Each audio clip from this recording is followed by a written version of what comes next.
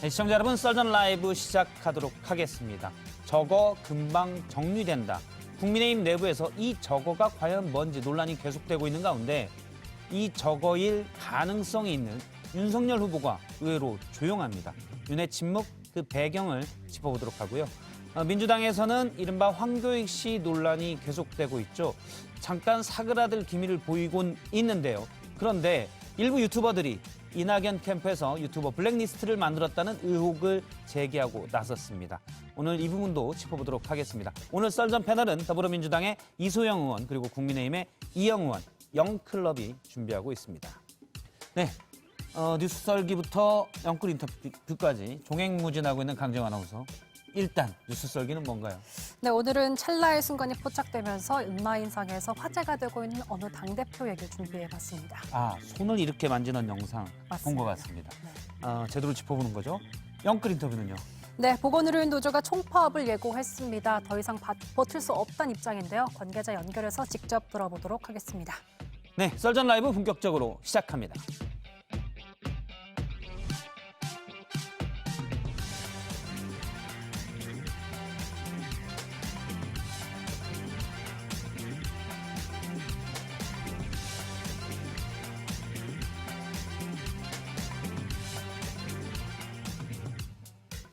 네, 날선 토크 썰전 라이브 시작합니다. 오늘 더불어민주당의 이소영 의원 그리고 국민의힘의 이영 의원이 나와 있습니다. 안녕하십니까? 네, 안녕하세요. 지난주에 이렇게 정치권 내 매일 서로 내부 혈투들만 다루다가 좀 건설적인 얘기를 해보자고 하셔서 오늘 토크 중에 하나는 이 코로나 시대 어려운 자영업자들을 위해서 뭐가 필요한가 이 부분도 좀 준비를 했습니다. 그래서 오늘 저는 건설적인 얘기만 하는 줄 알았더니 앞부분 오프닝을 들어보니까 또 혈투가 또 잔뜩 게다가 그 건설적인 토픽도 썰전이 될 것 같습니다. 지금. 그런가요? 예, 알겠습니다. 소급 적용 관련해서 당과의 입장 차이가 너무 달랐기 때문에 그렇죠. 이럴 줄 알았다 하면서 이제 예, 할 말이 많을 것 소집보상법이나 같습니다. 이 부분 말씀이시죠? 네, 맞습니다. 알겠습니다. 일단 앞에 혈투를 좀 분석을 해보고 뒤에 건설적인 얘기도 하는 식으로 네. 진행을 해보겠습니다. 먼저 첫 번째 주제 강정 아나운서가 준비했습니다.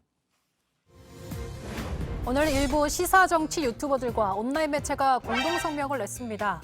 이낙연 캠프에서 유튜버 블랙리스트를 만들었다며 공개 사과를 촉구한 건데요. 해당 문건엔 몇몇 유튜버들이 이낙연 후보를 조직적으로 비난하고 이재명 후보에겐 우호적인 방송을 한다는 내용과 함께 경기도로부터 광고 지원까지 받고 있다는 주장이 담겨 있습니다. 이 문건에 실린 방송은 김용민 TV, 이동영 TV, 열린공감 TV, 고발뉴스 등인데요. 자, 문건에서 구체적으로 언급한 방송 잠깐 보시죠. 요즘 저 이낙연 지지 그룹으로 또 방향을 정한 똥파리들, 똥파리들이 또 열심히 또 활약을 하고 있습니다. 지치지도 않고 어디서 그렇게 지치지도 않고 에너지를 받아가지고 이렇게 활동하고 있는지. 하지만 문건에 언급된 당사자들은 이 전 대표를 비판하는 것은 헌법이 보장하는 표현의 자유, 이명박 박근혜 정부에서 만든 블랙리스트와 뭐가 다르냐, 어떤 공공기관으로부터 광고를 받은 바 없다며 강하게 반발했습니다. 논란이 커지자 이낙연 캠프는 경선에 대한 대비한 일상적인 모니터링일 뿐이라고 해명을 했는데요. 캠프 간 네거티브 공방부터 보온 인사 공방, 이번엔 유튜브 블랙리스트 논란까지 민주당의 원팀 기조는 여전히 빨간불입니다. 예, 첫 번째 얘기는 블랙리스트 또는 모니터링으로 접었습니다. 먼저 이낙연 캠프가 문건을 작성한 건 일단 캠프 측에서 인정을 했어요. 그런데 여기는 일부 유튜버와 온라인 매체의 8쪽 분량의 문건이라고 하는데 여기에서 이제 요러한 유튜버들은 이낙연 캠프에는 엄청나게 비난을 하고 이재명 후보만 지지하고 있다. 뭐 이런 식의 많이 글이 써 있나 봅니다. 대충 내용을 보면 블랙리스트라고 보십니까? 어떻습니까? 저는 그중에 일부를 좀 입수를 해서 봤거든요. 그래요? 봤는데 처음에는 블랙리스트일까 고민을 했어요. 왜냐하면 대선을 앞두고 있기 때문에 사실 지피지기면 백전백승이라고 나한테 우호적인 매체는 어딘가, 그다음에 어떤 내용으로 비방하는가, 비방한 내용을 알아야 반대 반론을 제기할 수 있으니까요. 근데 보면 실제로 어느 정도의 비용을 받았는지, 그다음에 어떤 식의 세부 내용으로 비방을 하고 있는지가 다 잘 정리되어 있더라고요. 그래서 이낙연 캠프 측에서 일상적인 업무 수행이다라고 얘기를 하시는데 그 수위는 넘은 걸로 지금 보아지고요. 예, 그래서 저는 이게 블랙리스트에 준한다라고 생각합니다. 단순 모니터링만 한 건 아니고 이른바 경기도와 해당 유튜버가 어떤 관계가 있다는 분석까지 있다는 말씀이시죠? 네, 그러니까 이낙연 캠프 쪽에서는 본인들이 입수한 광고 비용이 사실은 정확한 숫자는 아니기 때문에 왜냐하면 예. 경기도에서 오픈을 안 했기 때문에 그래서 이걸로 네거티브 전에 들어가지 않기 위해서 말은 안 하겠다라고 했지만 그 문구에는 정확히 기본소득 관련해서 광고 수입을 주고 있고 그다음에 특정 유튜버에. 거액의 출연료를 주고 있고 이런 것들이 내용이 다 있어요. 그래서 그냥 단순히 매체 정리돼 있고 어떤 식의 비방이 있는지 정도만 정리되어 있다면 저는 블랙리스트라고까지 얘기하는 건 좀 과장되지 않았나라고 볼 수 있는데 그 이상의 정보들이 있는 걸로 봐선 사실 충분히 논란이 될 수 있는 상황인 것 같습니다. 예. 일단 문건은 금액들이 적혀 있다고 했지만 그건 이낙연 캠프에서도 확인하지 못한 내용이기 때문에 그렇죠. 저희가 이제 거기에 대해서는 언급을 하지 않겠습니다. 예. 이소영 의원님은 어떻게 보세요? 저도 원래 이제 정보가 느려서 뭔지도 모르고 있다가 그게 오늘 뭐 예. 질문에 있길래 한번 뭐 입수를 해서 봤는데 사실은 선거할 때 캠프에서 뭐 온갖 문서가 다 만들어지기는 해요. 근데 우리가 블랙리스트라는 단어를 좀 조심해서 써야 되긴 하잖아요. 그게 예. 어떤 특정한 문서를 의미하기 때문에 근데 과거에 박근혜 정부 문체부에서 작성한 뭐 블랙리스트다라고 해서 이제 그런 것들이 논란이 됐을 때는 그게 어떤 특정한 우리한테 유리한 사람들한테는 혜택을 주고 불리한 사람들한테는 불이익을 주고 배제하고 편입하고 이제 이러기 위한 목적으로 작성된 문서를 우리가 블랙리스트라고 하는데 예. 지금 뭐 캠프가 그런 힘이 있는 것도 아니고 어떻게 보면 이제 전략 수립을 위해서 뭐 분석을 한 측면도 있는 것 같아요. 근데 다만 그 홍보비와 관련해서는 그 문서의 내용에 따르더라도 또 그 이후에 캠프에서 나오는 여러 가지 설명에 따르더라도 구체적인 근거가 있는 얘기가 아니거든요. 그러면은 사실은 그 대상이 되는 유튜버 분들 입장에서는 굉장히 본인들의 어떤 공적 신뢰, 예. 사회적 신뢰에 굉장히 큰 피해가 발생할 수도 있는 문제인데 그걸 어떤 구체적인 근거 없이 좀 막연하게 얘기한 거는 좀 문제가 있을 수 있을 예. 것 같고 사실은 지금 이제 홍보비가 지원됐다라고 하는 포인트도 논리가 경기도가 직접 운영하는 유튜브 어떤 프로그램이 있는데 예. 거기에 출연자로 왔다는 거고 그래서 그 출연자로서 출연료를 받았기 때문에 이분이 개인적으로 제작한 어떤 뭐 이런 예. 영상들이 편파적일 수 있다라고 하는 얘기인데 사실 그거를 일반화시키기는 어렵다고 생각해요. 그러니까 지금 정부나 지자체에서 광고비 지출 많이 하고 언론사에 뭐 광고를 싣고 홍보하는 경우도 있는데 그렇다고 해서 그 홍보비 광고를 예. 실은 언론들이 다 편파적인 보도를 한다고 우리가 보느냐? 그러니까 꼭 그렇지는 않잖아요. 그건 너무 나갔다라고 보시는 조금 거고요. 이렇게 그 논리적으로는 꼭 그렇지는 않다. 근데 이제 뭐 그 입수한 이 문건이 사실은 공식 문건은 아니잖아요. 뭐 이렇게 서로 다 크로스로 체크를 해가지고 그렇게 만든 건 아닌데 캠프에서 만들었기 때문에 진위 여부는 사실은 봐야 되지만 어떤 얘기를 하고 있는지 차곡차곡 데이터베이스화처럼 이렇게 안 좋은 얘기들을 쌓아나가고 있고 그 유튜버들이 어느 방송에 출연하고 있는지까지를 다 정리해 놓고 있는 부분들은 사실은 충분히 논란의 소지가 있을 것 같아요. 게다가 이낙연 캠프에서는 그 부분에 대한 해명을 명확히 해야 되는 거고 지금 승자가 없는 게 이재명 지사 같은 경우도 작년 제가 행안인데요. 예. 국감에서 홍보비 쓴 내역을 총액만 오픈하고 세부 내용을 안 해서 계속 논란이 됐었어요. 그리고 지금도 지사직을 사퇴하지 않고 지사 찬스를 이용해서 도정에 있는 예산과 인력들을 이용해서 선거운동하는 것이 아니냐라는 비판이 야당보다 여당이 지금 더 강한 상황이거든요. 그런 상황에서 이렇게까지 커졌을 때 홍보비를 올해도 오픈하지 않는다면 힘들어질 것 같아요. 그래서 사실 여기 오기 전에 그 도청에다가 전화를 했습니다. 홍보비에 대한 이런 식의 논란이 되고 있고 정말 그렇다면 이게 지금 전용한 거거든요. 그래서 예. 충분히 행안 입장에서는 요청하실 수 있고 할 수 있고 아마 여당도 비슷하게 요청하셨을 것 같아요. 그랬더니 담당자들은 참 알아보겠다 이러고 지금 전화를 끊은 상황이어서 공식적으로 저희는 요청을 해놨습니다. 사실 뭐 지원이다 이러면 이른바 이제 도청 캠프 논란까지 그렇죠. 이제 번질 수가 있는 거여서 저희가 이 부분을 좀 보고 있는데요. 예. 뭐 경기도 차원의 홍보비 집행 문제는 경기도뿐만 아니라 그게 뭐 정부 기관이나 뭐 지방 정부나 뭐 이런 오해를 불식시키기 위해서도 좀 투명하게 정보 공개는 하는 것이 바람직하다고 생각을 해요. 그래서 예. 아마 이번에 뭐 여당이든 야당이든 그런 부분들은 좀 면밀하게 보는 계기가 될 수 있을 것 같고, 어쨌든 이제 그 정부 부처나 지방 정부에서 많은 홍보비를 지출합니다. 근데 그게 예. 왜 그러냐면 좋은 정책 많이 하는데 이거를 몰라서 사용 못하는, 그러니까 이 수혜자들한테 전달이 안 되는 정책도 많이 있고요. 예. 또 열심히 해서 도정 성과가 나고 거기에 대한 뭐 홍보가 당연히 이루어져야 되는데, 그런 채널이 사실 뭐 국회의원들이나 이런 사람들은 방송에도 많이 출연하고 하지만 실제 지방 정부는 그런 기회가 좀 적은 게 그렇죠. 사실이거든요. 예. 그래서 정당한 홍보비도 있고 뭐 그렇지 않은 것도 있을 수 있는데, 이걸 너무 섞어서 그냥 홍보비 지출을 전부 다 지사 개인에 대한 어떤 뭐 개인 사적 홍보를 위한 것이다, 이렇게 하는 것도 좀 논리적인 비약이 아닌가 생각합니다. 근데 지금 이낙연 캠프 측에서 그 경기도 홍보비 중에서 유튜버에 들어간 것이 1년에 예. 몇십억 단위다라는 언급을 했어요. 아, 그런가요? 네, 그랬기 때문에 이제는 이 정도 구체적 되면 자료는 제공이 안 돼 있고요. 일단 네, 네, 문건에 네. 나온 거는 2년 반 동안 제 기억으로는 총액이 뭐 그 정도는 2년 반 아니었고. 동안 8억이던가요? 그래서 1년에 한 3억 정도가 되더라고요. 네네. 예, 예.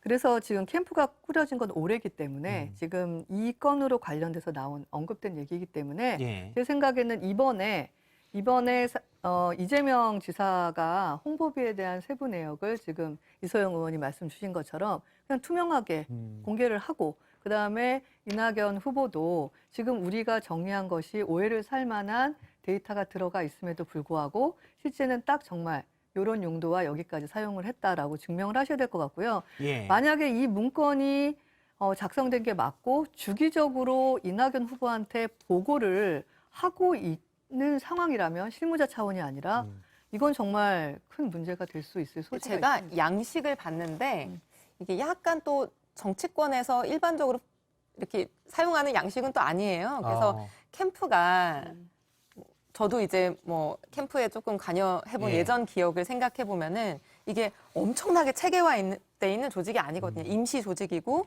뭐 캠프에 자원봉사하러 오신 분도 있고. 오신 분도 있고 중간에 그만두시는 분도 있고 잠적하시는 분도 있고 막 이런 게 혼재돼 있는 게 예. 캠프인데, 이게 지금 누가 작성했는지 누가 어떤 목적으로 작성했는지도 불분명하기 때문에 우리가 잘 모르는 부분에 대해서 또 불분명한 부분에 대해서 너무 또 확대 해석하는 것은 예. 조금 아직 이르지 않나. 일단 뭐 이 문제에 대해서 일부 유튜버들이 언론의 자유, 표현의 자유를 상당히 많이 얘기를 했는데요. 사실 관련돼서 오늘 중요한 법이 해당 상임위를 오늘 오후에 통과를 했습니다. 이른바 언론중재법인데요. 법의 약칭은 언론중재법인데 이제 야당에서는 언론재갈법이다 이렇게 얘기하는데 여당에서는 이런 허위 조작 보도에 대한 피해 구제법이다 이렇게 표현을 예. 하고 있기도 하고요. 예. 여당 단독으로 오늘 문체에서 처리가 됐습니다. 야당이 강력히 반발을 했는데 그 당시 상황을 잠깐 먼저 보고 오겠습니다.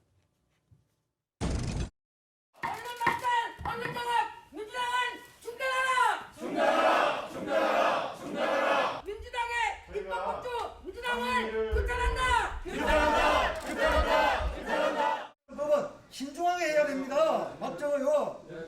네?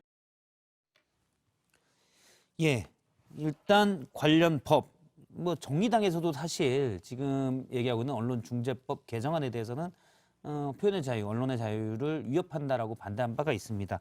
근데 이제 강행 처리로 상임위가 됐고 오는 25일 본회의만 통과하면, 물론 이제 법사위 단계도 있지만요, 통과하면 법이 시행이 될 수가 있는 법 입법이 되는 건데 어떻게 보십니까? 이게 일단 여당이니까 먼저 한 말씀 부탁드리겠습니다. 여당에서도 이제 이 언론중재법에 대한 여러 가지 이제 견해들이 있을 수 있는데, 저 개인적인 견해를 전제로 해서 말씀드리면, 저는 이 언론중재법에 대해서 언론단체나 야당이 지적하고 있는 또 우려를 제기하고 있는 부분에 대해서 상당히 공감할 수 있는 부분들이 있습니다. 그러니까 뭐 어떤 부분이냐면, 그러니까 언론의 자유, 이제 취재의 자유라고 하는 게 있죠. 그리고 이 언론 보도 중에서 예컨대 사실과 다르거나 또는 어떤 뭐 악의적으로 작성된 그런 언론의 파급력 때문에 피해를 본 분들도 있지 않습니까? 근데 이런 분들의 이제 피해를 방지하는 것은 당연히 이제 국회나 정부나 정치가 해야 되는 일이기는 한데, 이 언론의 자유는 사실 국민들의 알 권리하고도 밀접하게 붙어 있는 것이기 때문에 이게 사실 과도하게 위축되거나 제약이 되면은 이건 이제 국민들한테 안 좋은 거죠. 그래서 이런 피해를 방지하면서도 이제 언론인들이 뭔가 위축되지 않도록 해야 되는 이제 책임은 분명히 있다고 생각을 하고요.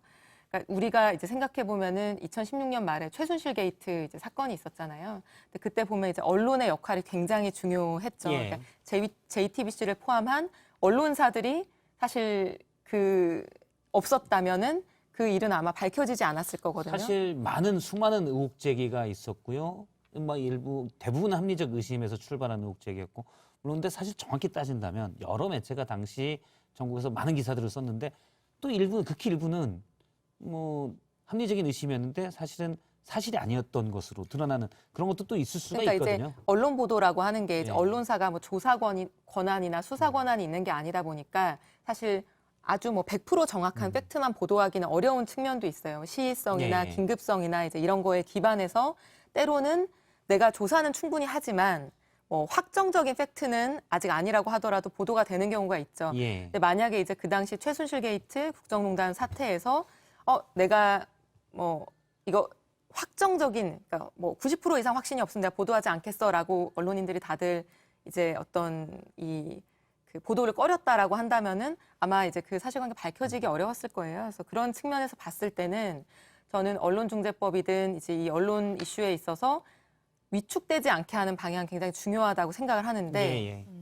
근데 저는 이게 처음에 여당에서 이 법을 발의하겠다고 했을 때 전 개인적으로 긍정적으로 굉장히 봤어요. 예. 왜냐하면 이 인터넷 매체까지 굉장히 많이 늘어나면서 사실 가짜 뉴스에 대한 폐해 부분은 꾸준히 지적되어 왔던 부분이거든요. 근데 이게 언론 재갈법이기도 하지만 진행되는 과정을 보니 야당 재갈법도 와닿는 게 뭐냐면 지금 7월 27일 날 문체위 법안 소위에서 갑자기 강행 처리를 해요. 이 법안에 대해서. 그런데 그때 징벌 손해배상액이 최대 5배로 한다라는 것이 그날 처음 들어옵니다. 예. 원래 국회는 상임위 중심주의이기 때문에 모든 논의를 상임위에서 해야 됩니다. 근데 법안 소위를 강행 처리하는 그날 법안에 처음으로 최대 5배를 한다라는 문구를 국민의힘 여당 의원들은 처음 본 겁니다. 그래서 이게 왜 이 안에 들어가 있느냐라고 질문을 합니다. 제가 그때 소위 회의록까지를 입수해서 봤거든요. 그랬더니 김승원 민주당 의원이 뭐라고 말씀하시냐면 민주당 특위에서 이 특위는 뭐냐면 5월 30일 날 민주당에서 미디어 혁신특위라는 걸 만들어요. 10번 정도 모이셨다고 그러더라고요. 이 특위에서 수차례 회의를 했고 그래서 만든 민주당의 수정안이다. 이래서 땅땅땅 해서 5배가 그날 통과됩니다. 예. 아니 이게 절차적으로도 굉장히 문제가 있고요. 그다음에 근데 그 부분에 대해서는 네. 조금 논란이 있는 것 같긴 하더라고요. 아니 근데 이건 팩트입니다. 그 뭐 내용을 떠나서 그날 5배가 처음 출연한 건 팩트고요. 이거는 그 문체부 회의록에 그대로 있습니다. 그다음에 두 번째가 내용적인 면인데요. 입법조사처에서 전 세계를 다 조사를 했더니 이렇게 징벌적 손해배상까지를 포함하는 사례가 없습니다라고 신중해야 됩니다라고 냈고요.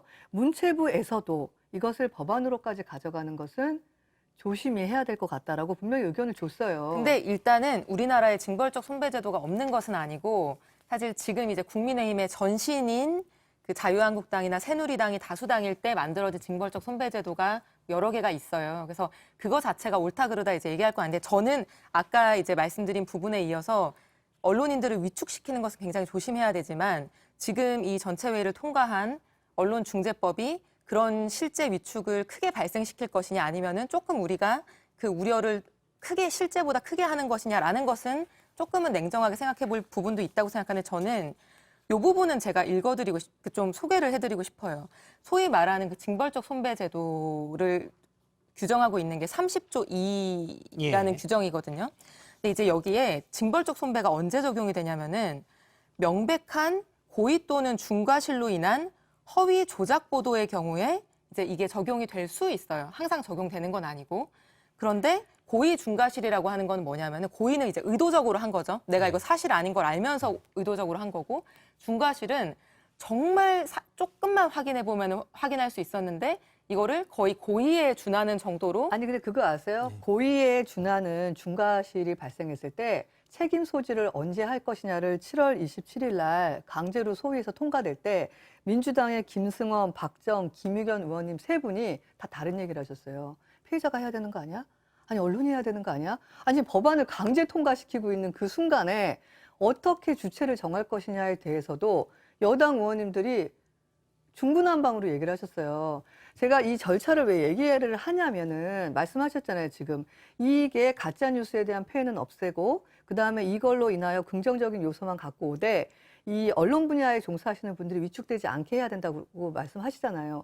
근데 이 법안 내용이 어떻게 적용될지에 대해서 법을 발의한 쪽도 명확하지가 않고 예. 지금 온통 언론 쪽에서는 이거 관련해 가지고 좀 더 신중하자라고 그래서- 성명서를 돌리고 네. 있는 상황이고. 아니 그래가지고 제가 네. 이게 끊기면 또 흐름이 얘기가 끊깁니다. 나도 끊기는데 나도. 조금만 들어봐 주세요. 네네. 그래서 짧게 부탁을 드리겠습니다. 징벌적 손배 자체가 적용되는 거는 항상 되는 게 아니라 명백한 고의 중과실에 해당되는 예. 허위 조작 보도고 명백한 고의 중과실은 2항에 이제 예시가 나오는데 보복적인 허위 조작 보도. 그러니까 나한테 네가 이렇게 잘못했어? 그럼 나 이렇게 할 거야라는 예. 보복적인 부분. 그리고 허위 조작 보도를 반복적으로 하는 부분.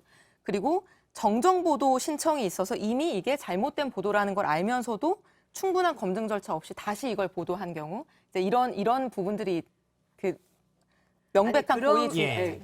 끊으면 안 되니까. 그리고 짧게 하자고 이게 이제 그래서. 이 부분을 모르는 분들이 있는데 그러면은 뭐 국회의원이나 정치인이나 고위 공직자들에 대한 취재가 너무 위축되는 거 아니야라고 생각하실 수 있는데 이 3항이 있어서 공직자윤리법에 뭐 1호부터 12호까지 해당하는 사람은 이거를 청구할 수 없게끔 되어 있거든요. 적용하지 아니한도 되어 있는데 대기업 임원도 적용이 안 되고요. 국회의원, 지방의원, 뭐 행정부의 고위 공직자, 뭐 국세청 직원, 관세청 예. 직원, 그러니까 아니 사회적인 그럼에도 견제가 필요한 사람들은 네. 사실 언론이 네. 계속 견제하고 보도를 할 수 있도록 하는 장치들이 있다는 그럼에도 불구하고 그 야당 측이랑 언론인 쪽에서 지금 헌법에서 규정하고 있는 언론 출판 자유랑도 이게 상충되면서 위헌 소지가 있고 지금 어차피 이런 일이 생겼을 때는 민형법에서 손해배상을 하게 돼 있어요. 근데 또 이 법에 의해서 징벌적 손해배상을 추가로 해야 돼요. 이런 경우 이중처벌을 어떻게 할 것이냐 이런 논의를 예. 했어요. 일단 뭐 거기에 대해서 이 얘기를 왜 드리냐면 예. 충분히 숙고하고 논의를 할 시간이 있는데 이 지금시 되는 그 법 문구가 긍정적으로도 해석될 수 있지만 굉장히 추상적으로 해석되기 때문에 또 피해가 발생될 수 있으니까 예. 좀 더 깊은 논의를 해야 된다라는 것에 대해서 계속 입회한 여당 의원들이 내용을 완전히 하나로 숙지하지도 않은 채 이것을 강행 처리를 했어요. 근데 원래 같은 당 예. 안에서도요 의견은 다른 겁니다. 오늘 아침에 제가 그 환노위에서 새벽에 그 법을 하나 통과시켰는데 예. 그 법에 대한 야당 의원님들 의견도 다 달랐어요. 시청자 의견을 잠깐 들어보도록 하겠습니다. 시청자 의견들은 언론중재법이다라고 하신 분은 천땡땡땡님께서요. 언론개혁 반드시 해야 한다. 기득권에 저항하는 수단이다라고 얘기를 하셨고요. 다른 분도 가짜뉴스로 사람 인생이 바뀐다. 쉽게 생각해서는 안 된다. 사실 언론도 이게 참 강하게 들어야 될 얘기인 것 같습니다. 언론 재갈법이다라는 의견은 언론의 자유를 얘기하면서 언론중재법을 날치기는 왜 하냐, 이상하다라고 이땡땡님께서 얘기하셨고 최모 씨께서는 빈대 잡으려다 초가삼간 태운다라는 의견도 주셨습니다. 일단 뭐 저는 언론 당사자여서 얘기하긴 그런데 일단 앞서 이제 위축된다라는 건 진보적인 언론단체에서도 이 법이 위축시킬 수 있다라는 우려를 표한 바는 제가 있습니다. 개인적으로 인정하는 부분은 뭐냐면은 예. 이게 제가 막 아까 너무 길어서 소개를 생략한 사항도 있는데 네. 예컨대 이제 언론이 사회적 책임을 수행하는데 필요하다고 인정되는 언론 보도나 뭐 공익 침해 행위에 대한 언론 보도나 부정 청탁 금품 수수 이런 거에 대한 언론 보도 이런 것들은 다 이게 적용되지 않거든요.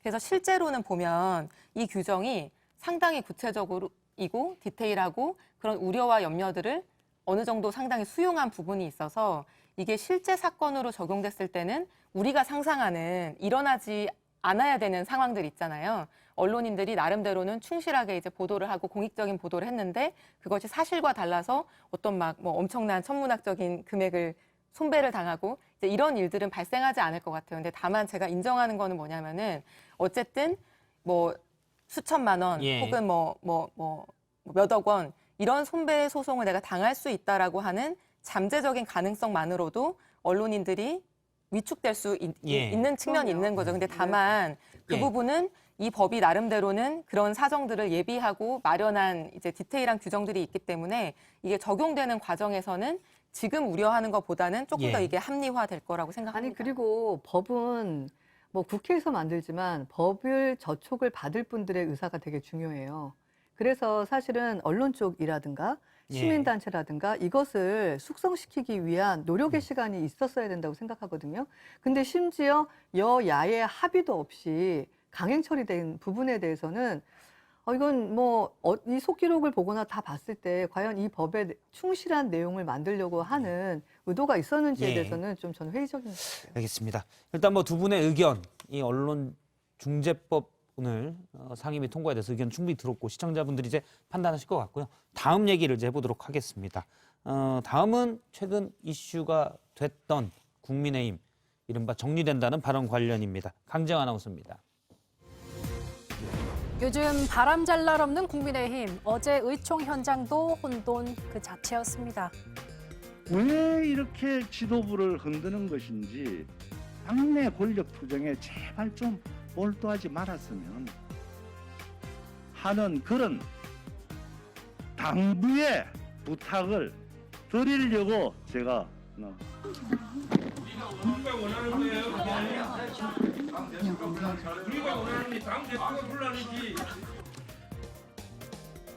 이준석 대표를 둘러싼 논란이 계속되자 파열음이 터져 나온 거죠. 이날도 이 대표와 원희룡 예비 후보는 일명 저거 논란으로 신경전을 벌였습니다.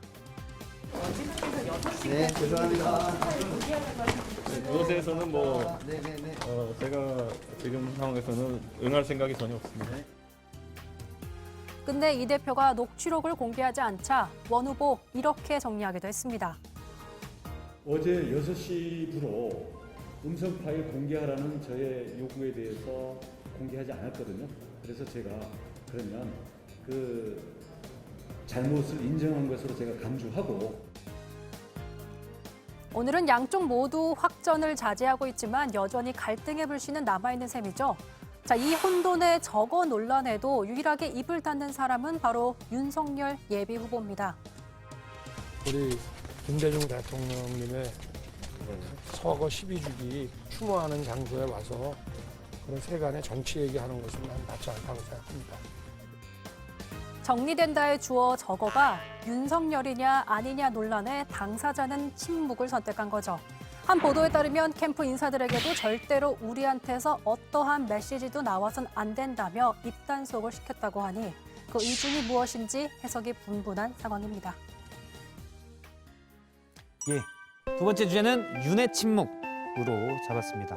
일단 윤석열 후보 캠프에서 이른바 정리된다는 발언 관련해서 뭐 따로 캠프 내에서 의견을 내밀지 마라 이렇게 얘기했다고 보도가 있던데 혹시 그런 얘기를 좀 들으셨습니까, 이 의원님은? 네, 맞습니다. 아. 예, 윤석열 후보께서 예. 캠프를 다 모아놓고 처음으로 큰 소리를 어. 치셨다고 합니다. 그래서 언행을 조심하고 예. 더 이상 분란의 소지가 되지 않도록 행동하고 말아라고 예. 아주 강하게 한번 처음 얘기하신 걸로 알고 있습니다. 아, 그렇군요. 네.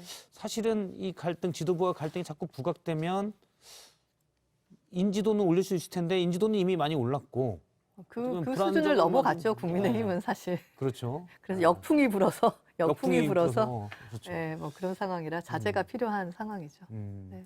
어쨌든 뭐 이준석 대표가 약간 개혁적인 그런 이미지를 초반에 좀 가지고 있었기 때문에 윤석열 후보가 계속 이준석 대표랑 부딪히는 모습도 또 부담되는 측면도 있을 거예요. 예. 네. 어떻게 보십니까, 이소영 의원님은? 윤의 침묵에 대해서요.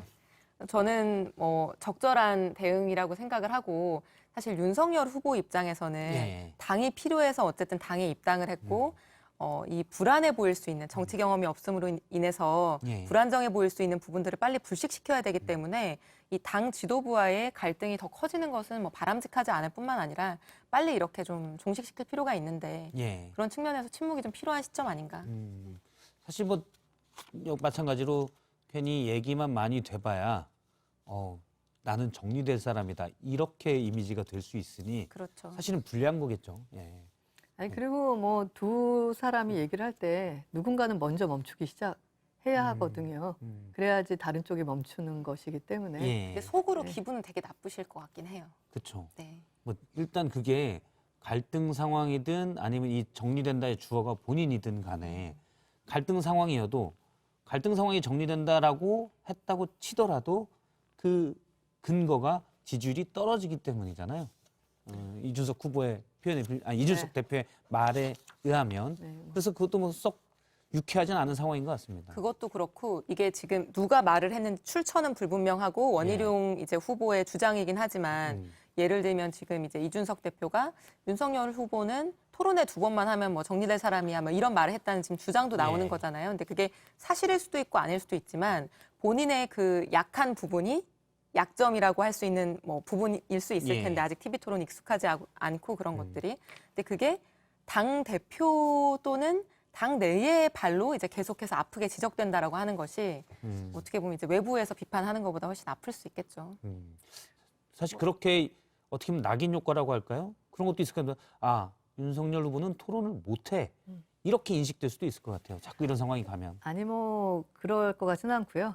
저희가 초선들이 어제 뭐 갑자기 하느라고 전원을 하진 못했는데 이제 모든 것을 멈추고 미래로 나아가자라고 예. 서로 다짐을 하고 선배님들한테 요청을 예. 드렸기 때문에 또 다 흔쾌히 들어주셨던 것 같아요. 왜냐하면 저녁에 전부 시차는 있었지만 이제 모든 걸 멈추겠다라고 하셨기 때문에 국민의힘은 이제 미래에 대한 모습 또 정책에 대한 모습 이런 걸로 빨리 툭툭 털고 일어나야 될 것 같습니다. 그러니까 이제 빨리 그 멈춤하고 네. 정책 준비나 토론 준비 잘하시면 좋을 것 같은 게 지금 뭐 토론 못할 거다 이러고 있는데 토론 잘하면 반전이잖아요. 그렇죠. 그리고 반전을 꾀하시는 게 좋은 전략일 것 같습니다. 근데 몇 번 만나뵀는데 말씀은 굉장히 잘하세요. 근데 이제 어떤 법 쪽의 그러니까 콘텐츠에 대한 부분인 거죠. 정치 쪽에 또 그다음에 대선 후보로서의 어떤 정책적인 예. 이 컨텐츠들이 아무래도 계속 정치를 하셨던 분에 비해서는 준비가 안 돼 계신 건 맞는데 기본적으로 달변 가시더라고요. 예. 그래서 하여튼 저도 개봉 박두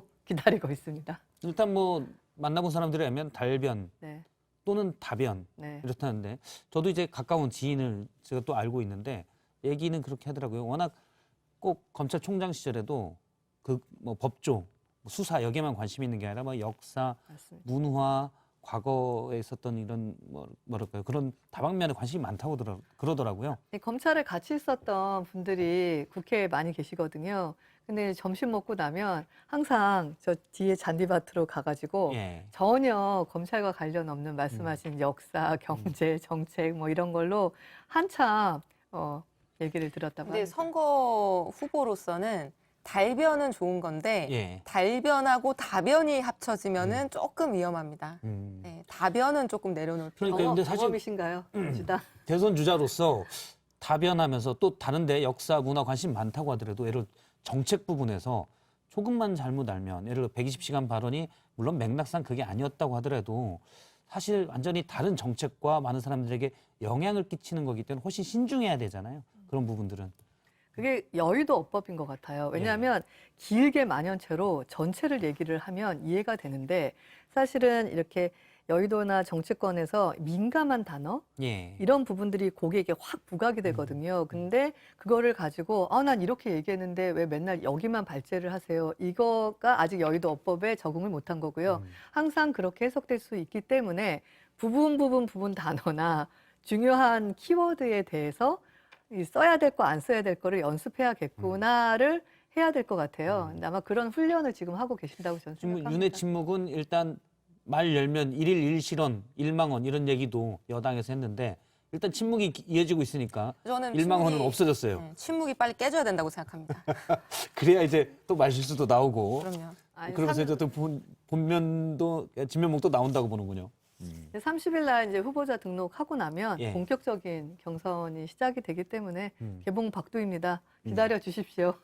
일단 저희가 여론조사를 보면 최근에 국민의힘 내부에서 갈등이 이준석 대표와 윤석열 후보 치과 갈등이 있었고 이른바 정리된다라는 표현을 가지고는 원희룡 후보와 갈등이 있었지만 어차피 또 그 대상에 있는 거는 윤석열 후보입니다. 그래서 어떨까 봤는데 두 가지의 여론조사를 보면 최근에 추이를 보면 전화 면접을 하는 MBS 조사입니다.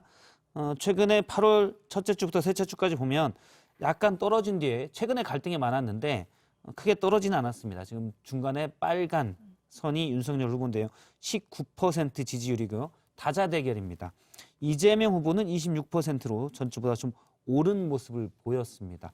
일단 국민의힘 내부의 갈등이 컸는데 크게 떨어지진 않았습니다. 근데 전화 면접이 일반적으로 여당 후보가 좀 ARS에 비해서 높게 나온다고 합니다. ARS 조사도 같이 리얼미터 거를 저희가 봤는데요. 지난주에 발표됐던 조사입니다. 여기에서는 이제 윤석열 후보의 지지도가 이재명 후보의 지지도와 뭐 비슷하게 오차 범위 내에서 나오는데 역시 약간만 하락하고 크게 떨어지진 않았습니다. 그러니까 최근에 이준석 대표의 갈등 이런 부분들은 여론조사에는 전화 면접이든 ARS든 일단 크게 떨어지진 않았고 또 반등도 그렇다고 없는 그런 모습인 것으로 보입니다. 어떻게 보세요? 아니 근데 이게 여론조사를 하는 곳마다 네. 같은 날 해도 10% 정도 차이가 나더라고요. 예. 그래서 사실 여론조사를 참고로만 해야지 맹신할 수는 없는 상황이 아닌가라고 보고 있고요. 그다음에 이 내부적으로 공정성에 대한 부분이 있었기 때문에 예. 사실 싸움으로 비춰지는 그 모습이 좀 이렇게 보기가 싫으셔가지고 국민들이 눈살을 찌푸리면서 지지율이나 당 지지율 같은 것들이 좀 흔들릴 수 있었는데 다행인 건 같은 시간에 또 더불어민주당도 굉장히 눈살을 찌푸리게 하는 일들이 있었어요. 그러다 보니까 국민의힘만 보면 왜 안 하던 것을 저렇게 해가지고 무덤을 파냐라고 할 수도 있는데 같이 있었기 때문에 전체적인 흐름에서는 큰 저는 변화가 없었고요. 다행이다라고 보는군요. 네, 이런 건 있는 것 같아요. 그 소위 말하는 지금 이윤 갈등, 요새는 원희룡 후보하고의 뭐 이원 갈등이 엄청 이제 격화되고 있는데 이게 뭐 윤석열 후보의 지지도에 영향을 미칠지는 모르겠어요. 어쨌든 당하는 입장이니까 뭐 당하는 사람한테 뭐 지지율이 예. 빠르게 빠지진 않을 수 있는데 이게 국민의힘한테는 사실 태도에 대한 평가라고 하는 건 좀 누적되는 측면이 있잖아요. 한 번 어떤 태도를 보였을 때 바로 뭐 지지율의 예. 변화가 있는 게 아니라 이게 뭐 3번, 4번, 5번 쌓이면은 저기 좀 가벼운 정당인가? 당대표가 좀 뭐 부주의한가? 뭐 이렇게 보기 시작하면서 신뢰도가 떨어지는 건데 지금 어떻게 보면 우리 국민들이 정치 사상 처음 보는 광경을 보고 있는 네. 거예요. 그 제1야당의 당대표랑 대선 후보가 녹취록 공개해라. 야, 녹취록 내가 이거 했다. 너가 이 말 했지 않느냐. 그거 말고 음성 파일 공개해라. 막 이거를 페이스북으로 지금 전쟁하고 있거든요. 네. 한 번도 보지 못했던. 근데 그런 측면은 좀 어떻게 보면 신뢰감이 좀 떨어지는. 국민의힘 전체 이미지에. 그런 네, 우려가 있을 근데 것 같아요. 한편으로는 전 정말 다행이다라고 느끼는 부분이 하나가 뭐가 있냐면 지금 이준석 당대표가 취임한 지 2달이 조금 네. 넘었거든요. 그다음에 윤석열 후보 입당한 지 아직 한 달도 안 됐거든요. 그러니까 지금 모습이 긍정적이지는 않지만 두 분이 사실은 국민의힘 안으로 들어와서 지도부와 대선 후보로 막 이제 같이 무언가를 하기 시작한 지 기간이 짧아요. 그래서 지금이라도 빨리 예. 서로 팀워크를 맞추고 부족한 부분을 만회해서 다시는 이런 일이 없게 하면 그것은 한번 기회를 더 예. 얻을 수 있을 거라는 생각이 들고요. 초반이어서 오히려 다행이다라는 말씀이시군요. 그렇죠. 네. 알겠습니다. 자, 그러면 여기까지 이제 그 국민의힘 내부 얘기는 여기까지 듣고요. 네네. 다음은 이제 코로나19 얘기를 잠깐 해보도록 하겠습니다. 잠시 영상 보고 얘기를 나누겠습니다. 2,152명. 신규 코로나 확진자 수 8일 만에 다시 2,000명대. 4차 대유행으로 자영업자들의 어려움은 계속되지만 마땅한 방법이 없어 그저 버티는 중인데요. 다시 한번 매우 송구하다는 말씀을 드립니다. 실질적으로 도움이 되는 것이 무엇인지를 찾고 또 찾아서 고치도록 하겠습니다. 정부는 내일 다음 주부터 적용되는 거리두기 단계 및 사적 모임 제한 조치를 발표합니다. 계속되는 고강도 방역 조치에 실만 깊어지는 소상공인과 자영업자들 이대로 괜찮을까요? 예, 세 번째 주제는 기약 없는 4단계. 제가 4단계라고 했지만 사실 4단계 끝이 기약이 없는 것 같습니다. 자, 일단 코로나19 확진자 수도 다시 2,000명대로 올라섰고요. 일부에서는 이제 위드 코로나, 그러니까 방역 단계를 좀 거리두기 단계를 좀 완화해서 같이 코로나19랑 가야 되는 것 아니냐라는 얘기도 있지만 사실 백신 접종률이 낮기 때문에 그럴 단계는 아직 아닌 것 같다는 얘기도 있고 두 분 생각은 어떻습니까? 지금 이제 변이 바이러스 나오면서 백신 접종률이 상당히 높은 국가들도 다시 이제 확진자가 늘어나기 시작하는 거잖아요. 그래서 그런 측면에서는 해외에서의 이제 이런 동향이나 변이 바이러스 동향이 나오기 전까지는 우리가 백신 접종률이 높아지면은 안전하게 살 수 있다, 마스크 벗을 수 있다, 이제 이런 생각을 했었는데 지금 이제 보면은 그런 기대는 조금은 밀어놔야 되는 상황인 것 같고 그러면은 지금과 같은 이 거리두기를 4단계. 언제까지 이제 계속할 수 있을 거냐라고 하는 모두의 걱정과 답답함이 있기 때문에 방역 체계 자체를 전환해야 되는 게 아니냐는 이제 얘기가 나오고 있고 그 말씀을 이제 들으면은 그랬으면 좋겠다는 또 공감이 드는 것도 이제 사실인데 이게 위드 코로나라고 하는 게 지금은 이제 신규 확진자 중심으로 트래킹을 해서 이 신규 확진자가 확산되지 않도록 막 이렇게 역학조사를 촘촘하게 하고 이렇게 하면서 관리하는 체계인데 중증을 치료하거나 사망자를 줄이는 방향으로 어떻게 보면 이제 가는 게 위드 코로나 상황이라고 할 텐데 전문가들의 말씀을 들어보면 사실 지금 여러 가지 지표가 악화되고 있는 상황이기 때문에 확진자도 늘어나고 또 사망자도 같이 늘어나고 있잖아요. 위드 코로나로 이제 이게 방역 체계가 전환되면 사실 경증 환자는 숫자가 굉장히 폭증할 수 있는데 그 경증 환자에 대한 어떤 뭐 자가 치료 시스템이라거나 병상에 대한 어떤 확보라거나 이런 의료 시스템이 같이 동반돼야 되고 또 이 확대되는 경증 환자에 대해서는 경구 치료제 같은 것들이 도입돼서 좀 빠르게 치료할 수 있는 상황이 되어야지 이 위드 코로나가 어떻게 보면 이제 안전하게 관리 가능한 그 방향으로 갈 수 있는데 그런 게 아직은 조금 이르다는 입장들이 많은 것 같아요. 그러니까 일단 문재인 정부의 코로나 방역을 생각하면 억장이 무너지는 것 같아요. 왜냐하면 지금 이제 백신 접종률이 어느 정도 올라간 나라들은 위드 코로나를 얘기하고 있습니다. 그게 뭐냐면 이게 이제 장기전으로 갈 거기 때문에 계속 이렇게 생활이 멈추는 상황으로는 갈 수 없다. 그러니까 중증 환자나 사망자 수만 보고 거리두기의 단계를 조절해 가면서 가자라고 하고 있거든요. 실제 싱가포르는 6월부터, 그다음에 영국은 7월부터 사망자 수만 계산합니다. 그리고 사망자 수에 따라서 사회적 거리두기를 조정하고 있거든요. 백신 접종이 어느 수준에 올라가면 일단 중증 환자나 사망자가 급격히 낮아지기 때문에 그 나라들은 이제 그렇게 한다는 말씀이시죠? 네네. 그래서 우리나라는 이 위드 코로나를 지금 갈 수가 없어요. 왜냐하면 20%가 안 되거든요, 접종률이. 2차까지 하면요. 그렇죠. 근데 어저께였죠. 모더나 관련해서 정부가 했다는 계약의 실체가 드러났습니다. 그동안은 올해 4천만 분이 들어와야 돼요. 그런데 모더나의 실험실 문제로 인해서 원활한 공급이 이루어지지 않아서 항의 방문하겠다고 가셨잖아요. 그런데 계약서를 열어보니 올해 4천만 분을 주겠다고 한 거지 월별로, 분기별로 얼마를 주겠다는 약정을 전혀 안 했어요. 따라서 모더나는 계약에 대한 것을 위반한 것이 아닙니다. 항의를 할 수가 없어요. 그냥 읍소하러 가신 거예요. 그러니까 우리가 국회에서 계속 끊임없이 이 백신 확보에 대해서 요것만 얘기하자면 너무 길어지기 때문에 아니 백신 확보에 대해서 계약서를 오픈해달라고 했을 때 계속 비밀 유지 계약을 하셔서 안 된다고 그랬어요. 미국의 보건복지부를 들어가면요 홈페이지에 제약사랑 계약한 것들이 계약서 통째로 다 올라와 있습니다. 아니 이러니까 백신도 수급이 안 되고 이러니까 사회적 거리두기에 따라서 계속 지금처럼 4단계를 유지하고 있을 때 이 생활을 정상화하는 것은 힘들고 그다음에 요거 하나만 짚고 넘어갈게요. 네, 이제 많이 짚었어요.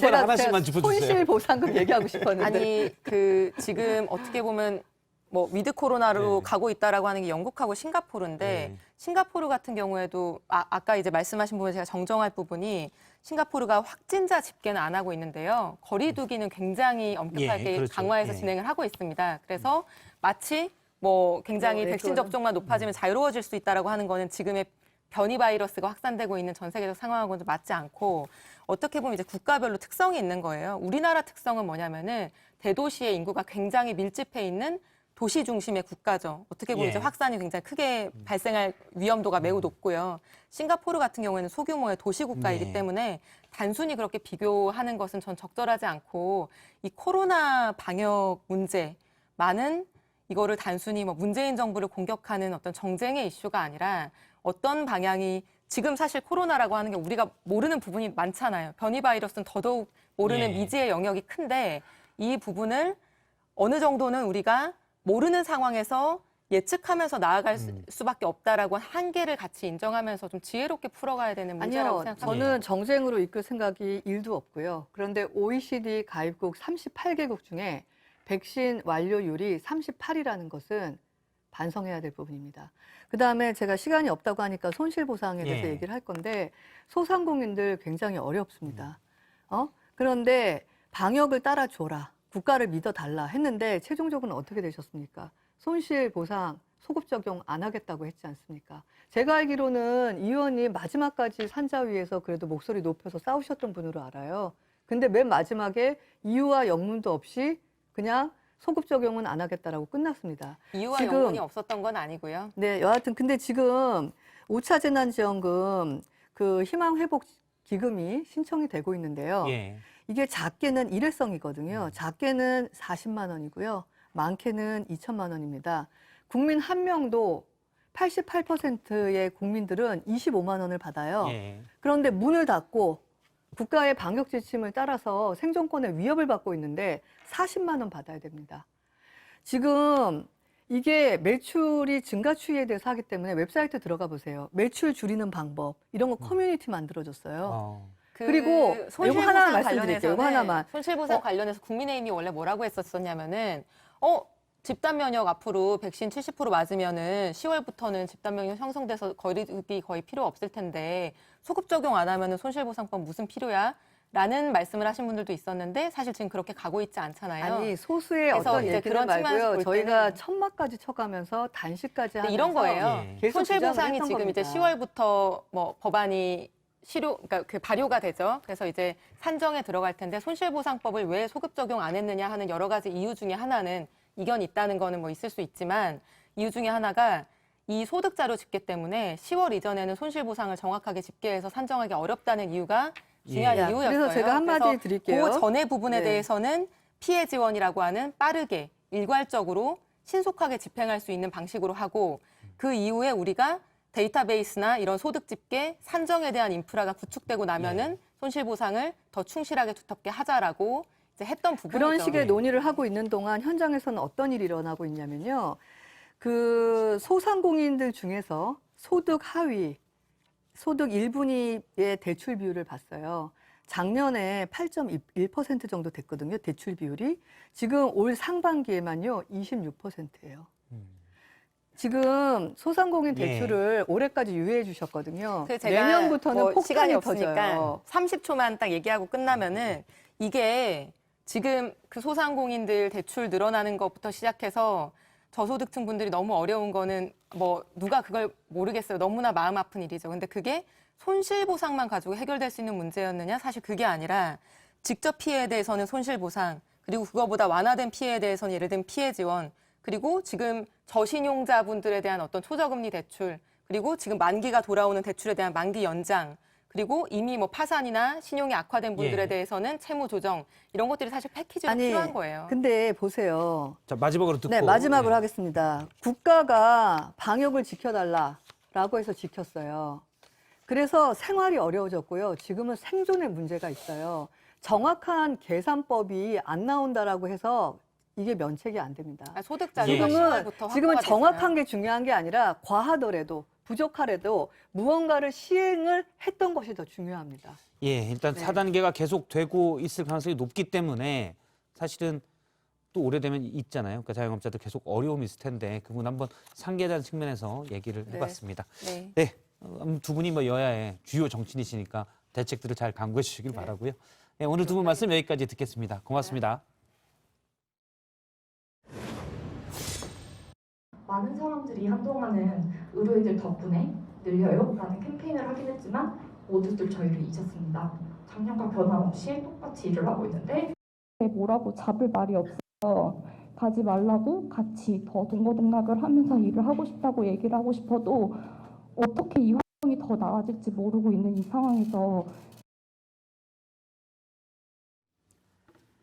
코로나19 사태가 발생한 지 벌써 1년 반이 넘어가고 있습니다. K-방역의 상징으로 방역 최전선에 있는 보건의료인 노조가 이대로는 버티기 힘들다며 결국 총파업을 예고했습니다. 관련해서 나순자 보건의료노조 위원장을 전화로 연결해 자세한 얘기 들어보도록 하겠습니다. 위원장님 나와 계시죠? 네, 안녕하세요. 자, 지금 크게 두 가지로 볼 수 있을 것 같습니다. 첫 번째로 인력 관련해서 10%도 안 되는 공공병원이 80%가 넘는 코로나19 환자를 담당하고 있다라고 하셨습니다. 실제 현장에서 어려움 어느 정도일까요? 네, 우리나라 의료 인력은 OECD 국가의 평균 3분의 2밖에 되지 않거든요. 네. 이렇게 부족한 인력으로 지금까지 1년 7개월을 버텨왔어요. 특히 코로나 환자는 인력이 더 필요한데 그렇지 못하니까 더 힘든 거죠. 실제로 방호복은 숨쉬기도 힘들고 또 더워서 2시간 입고 일해야 하는데 4시간까지 입는 경우도 있어요. 이런 날은 신발에 땀이 고여서 찰랑찰랑 거리기도 하고요. 또 갑상선 암이 있는 사람도 그리고 면역력이 저하된 사람도 지금은 방호복을 입을 수밖에 없는 상태입니다. 이렇게 환자 간호부만 해도 힘든데 여기에 청소도 해야 되고 방호복 입고 식사 수발도 해야 되고 환자 특정물품이 오면 반입 여부 등도 확인해서 분류해야 하는 업무까지도 해야 하고요. 또 일부 환자들은 폭언도 굉장히 많이 합니다. 그래서 그걸 다 들으면서 일을 하고 있고요. 또 갑자기 입원하게 돼서 스트레스를 이렇게 받는 거는 당연한다고 하는데 그런 스트레스를 간호사들한테 다 푸는 거죠. 왜 가두냐, 식사질은 왜 이거밖에 안 되냐, 짜장면 시켜달라, 왜 퇴원 안 시키냐 이런 고압적인 폭언에 과도하고 무리한 요구들도 하는 경우도 많고요. 여기 일부 남자 환자들 같은 경우는 간호사들 손을 잡는다거나 이쁘다고 어깨동무를 하는 경우 성희롱도 이렇게 경험을 하고 있습니다. 그렇더라도 환자가 다 나아서 퇴원하면 보람을 느끼지만 사망을 하게 되면은 사후 처리까지도 간호사들이 다 해야 하거든요. 그래서 심리적 어려움도 굉장히 많이 겪고 있는 상황입니다. 제가 들었을 때 사실 7월에 역대급으로 더워서 더위에 관한 얘기를 해주실 줄 알았는데 정말 다방면으로 어려움을 갖고 계시네요. 자, 두 번째 요구사항을 좀 보면 전문 병원을 늘려달라 이런 얘기 하셨습니다. 그러니까 정부의 코로나 치료 인력 기준 마련, 또 감염병 전문 병원 설립, 공공병원 인프라 구축 마련 이렇게 요구를 하고 계신데 많습니다. 그럼에도 불구하고 정말 시급하게 해결해야 하는 문제는 뭐라고 보세요? 지금 당장 해결해야 될 것은 인력 기준을 마련해야 하는 거고요. 지금까지 복지부는 환자가 폭증할 때마다 병상을 더 확보하라고 그렇게 하면서 인력은 임시로 모집한 인력을 파견해주는 방식으로 지금 4차 대유행까지 이렇게 대응을 해왔거든요. 네. 근데 지금 대부분의 전담병원들은 확진 환자가 많이 발생하니까 현재 인력으로 볼 수 있는 환자 이상으로 보고 있어요. 파견 인력을 보내주지만 계속 일했던 간호사들이 아니라 임시로 오기 때문에 다시 교육을 시켜야 하고 또 그러니까 단순한 업무밖에 못하는 거죠. 그러면서 임금은 또 2~3배로 받아가고 그러니까 굉장히 기존 인력들이 박탈감까지 심각합니다. 그래서 중증 환자는 간호사 2명이 환자 1명을 볼 수 있도록 해줘야 되고 경증 환자는 최소한 간호사 1인당 환자 5명, 치매 요양 환자는 1:1 이렇게 볼 수 있도록 명확하게 인력 기준을 마련하는 게 필요하고요. 또 하나는 감염병 전문병원이나 공공의료 확충과 관련해서는 시간이 많이 걸린다. 재정당국과 협의를 해야 된다. 이런 얘기를 하는데 실제로 가덕도 신공항 28조 들어가고 예비 타당성 조사 면제도 쉽게 했잖아요. 이런 것처럼 지금은 그 감염병 전문병원이나 공공의료 확충과 관련해서 특단의 결단들이 정치권에서 필요하다라고 생각을 합니다.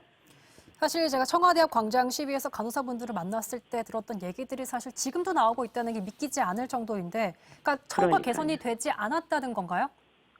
그렇죠. 지금까지 거의 현장에서는 개선이 되지 않고 그 임시 인력 파견해가지고 운영하는 방식으로 지금 4차까지도 하고 있는 거죠. 근데 오늘 이제 문재인 대통령이 보건소 간호사 처우 개선을 요구하는 국민청원에 대해서 보건소 간호 인력과 감염병 대응 인력을 추가 채용하고 있다라고 답을 했습니다. 여기에 대해서는 좀 어떻게 보세요? 저는 보건소 간호사들도 굉장히 힘들게 일을 하고 있습니다. 그래서 이렇게 추가 채용한다고 해서 정말 다행이라고 생각을 하는데요. 우리 의료 현장에 치료를 담당하고 있는 간호사들에 대해서는 작년에 대통령이 간호인력 확충하고 처우 개선도 하겠다라고 약속을 했지만 현장에는 변화가 하나도 없습니다.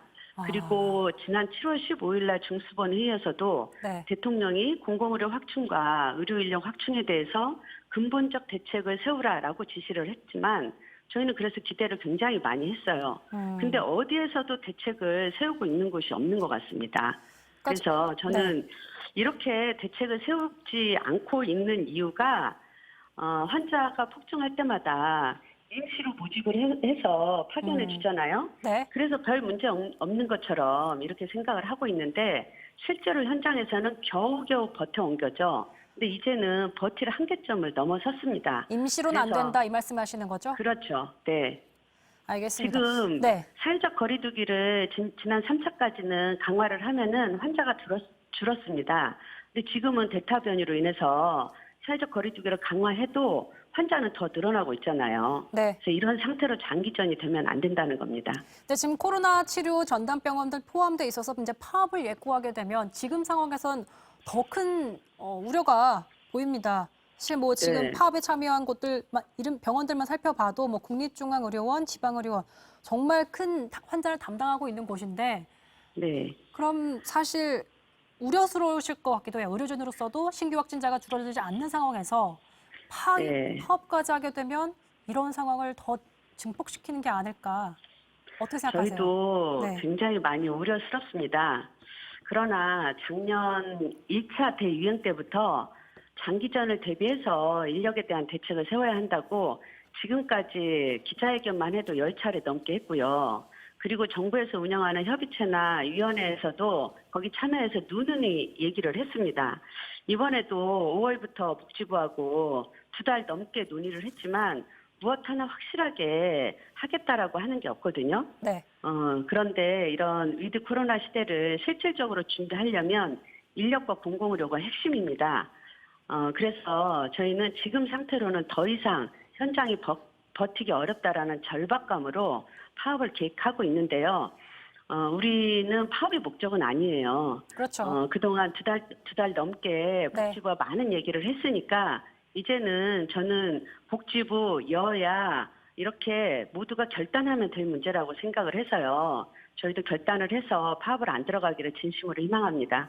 그러니까 근본적으로 임시로 막지 않는 정말 제대로 된 대책이 마련되길 바라겠습니다. 나순자 보건의료 노조 위원장과 여기까지 얘기 나누겠습니다. 오늘 말씀 고맙습니다. 네, 감사합니다. 이 시각 주요 뉴스 알아보겠습니다. 여야가 상위 2% 종합부동산세 안을 폐기하고 1주택자의 과세 기준선을 9억 원에서 11억 원으로 조정하는 데 합의했습니다. 개정안은 다음 주 법제사법위원회와 본회의를 거쳐 확정됩니다. 수술 도중 피를 흘리는 권대희 씨를 방치해 숨지게 한 혐의를 받는 일명 권대희 의료사고 사망 사건의 병원장이 징역 3년을 선고받았습니다. 재판부는 공장식 수술 라인 탓에 골든타임을 놓쳤다며 법정 구속했지만 유족들은 항소를 예고했습니다. 청와대가 확진자가 감소하지 않는 상황에 대해 고강도 거리두기를 이어가겠다는 뜻을 밝혔습니다. 거리두기 등 방역 조치를 철저하게 이행해 나가면서 백신 접종률을 높이는 데 집중하겠다는 입장입니다.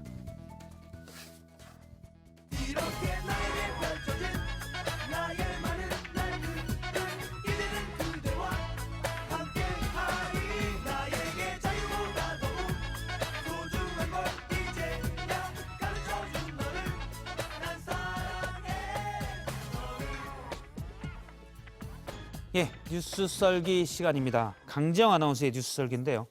예, 안녕하세요. 네, 안녕하세요. 예, 오늘은 점점 뉴스를 써는데 날이 점점 서는 것 같습니다. 네, 여기 잘 갈고 있습니다. 예, 잘 써시는 것 같은데 네. 오늘 준비한 건 어떤 뉴스인가요? 네, 오늘도 영상으로 준비를 해봤습니다. 한번 보시죠. 예. 시간 좀 내주오 갈 때가 있어. 아니 그럼 지금 결혼하자는 얘기 좋을까요? 딱 걸렸네. 딱 걸렸네. 네, 오늘 준비한 키워드 딱 걸렸네입니다. 그 앞에 대사는 다 상관이 없는 거죠? 딱 걸렸네. 요거 하나만 상관이 있는 네, 요거 거죠? 쓰려고 붙여놨습니다. 앞에 쭉 알겠습니다. 누가 딱 걸렸다는 건가요? 네, 어제 오전 대전 현충원에서 카자흐스탄에서 78년 만에 돌아온 홍범도 장군의 유해 안장식이 있었는데요. 자, 문 대통령 내외를 포함해서 국방부 장관, 여야 정당 대표들 참석했고 여기에 이준석 국민의힘 대표가 참석을 했는데 이 대표가 화제가 됐습니다. 아, 그렇군요. 굉장히 의미가 있는 행사였는데 네. 왜 이준석 대표가 화제가 됐나요? 자, 우선 그 현장을 담은 영상이 있는데 한 장면이 포착되면서 예. 자, 온라인 사이에서 정말 화제가 되고 있습니다. 자, 그 부분을 영상으로 한번 보시죠. 예.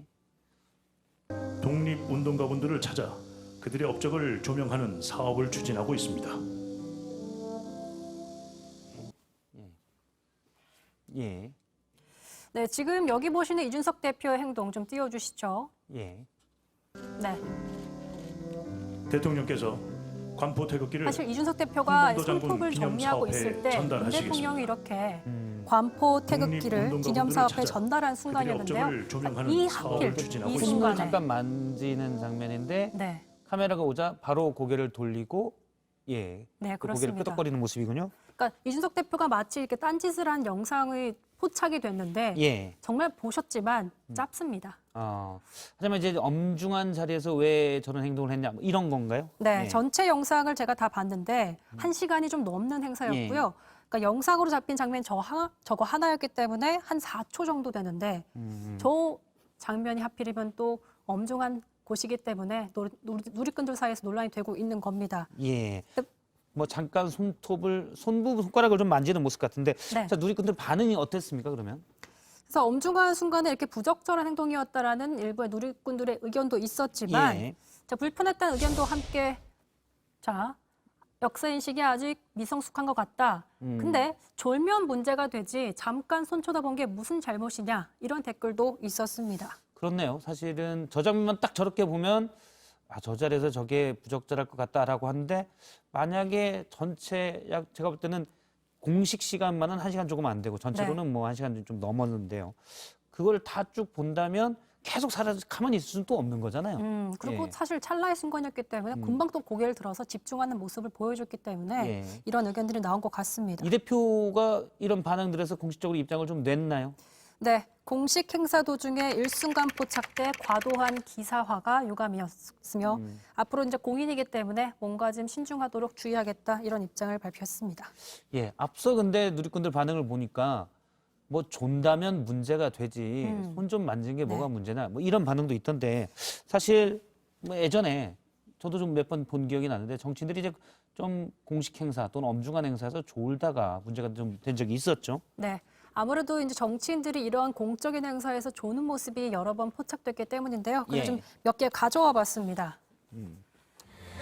2019년 광주 세계 수영선수권대회 개막식에서 황교안, 당시 자유한국당 대표였죠. 그때 이렇게 조는 모습을 보였습니다.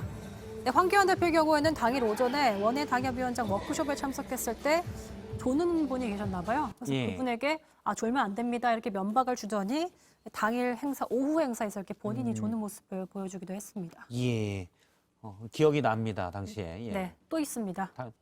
또 있나요? 계속해서 보시죠. 자, 지난 6월입니다. 홍준표 의원이 이제 복당 후에 처음 참석한 첫 상임위 회의에서 졸음을 참지 못하고 이렇게 조는 모습을 보였고요. 누가 봐도 이건 조는 모습이죠. 근데 좀 반론도 있을 것 같은데 왜냐하면 눈을 감고만 있는 걸 수도 있고요. 보통 이제 눈을 감고 쭉 들으면 더 집중이 잘 되기도 하잖아요. 뭐 그런 해명을 하기도 하는데 예. 홍준표 의원은 따로 의견을 표명한 건 없었습니다. 그럼 예. 마지막으로 하나 더 보시죠. 자, 김태년 당시 더불어민주당 원내대표의 모습입니다. 지난 3월 서해 수호의 날 행사장 모습인데 이렇게 조는 모습이 또 포착이 됐습니다. 방금 이제 김태년 당시 이제 원내대표 모습은 고개가 약간 떨어지는 각도와 이 시각이 가속도 같은 게 있지 않습니까? 그런 게 있으면 이제 조는 거고 그런 게 없으면 눈을 감고 있는지 조는지 불확실한 그런 상황이 됩니다. 베테랑 기자가 봤을 땐 그 각도로 이제 지금 측정을 하나요? 보통 졸 때는 가속도가 붙죠. 고개가 순식간에. 순식간인데 갑자기 툭 떨어지는 게 있습니다.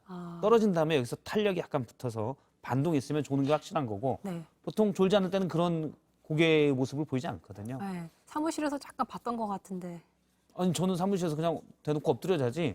전 굳이- 박석태 앵커라고 말한 적은 없는데. 굳이 제가 뭐 몰래 졸 필요는 없습니다. 이제 아, 그렇죠. 제 지금 짬밥이 아무튼 예 네, 알겠습니다. 알겠습니다.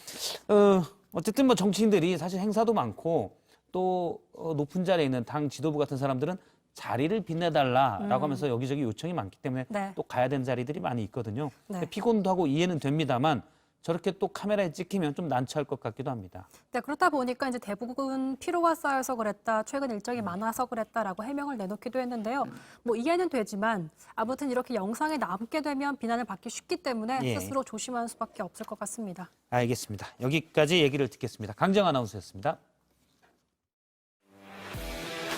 이번엔 라이브.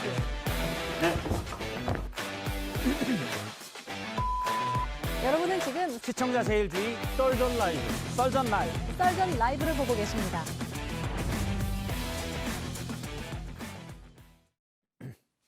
예, 계속해서 영끌 인터뷰 시간입니다. 저희가 정기적으로 약 2주에 한 번씩 국민의힘 최고위원회 상황을 이분을 통해서 들어보는데요. 김재원 최고위원 스튜디오에 모셨습니다. 안녕하세요. 안녕하세요. 예, 자 바로 현안에 대해서 좀 물어보겠습니다. 정리된다, 금방 정리된다. 이준석 대표가 원희룡 후보에게 통화 중 했다는 말 때문에 계속 논란이 됐는데 김재원 최고위원이 사실 처음 또 언급하면서 커지기도 했습니다. 이 상황은 지금 정리되고 있는 분위기인가요? 이 당내 갈등 상황. 그래서 뭐 거의 이제 그 이준석 대표도 그렇고 원희룡 후보도 그렇고 예. 이제 뭐 더 이상 거론하지 않는 방향으로 가는 것 같고 뭐 자연스럽게 정리가 되고 뭐 봉합이 되는 국면이라고 봅니다. 오늘 아침 최고위원회에서는 어땠습니까? 이준석 대표가 무두 발언도 오늘도 안 했어요.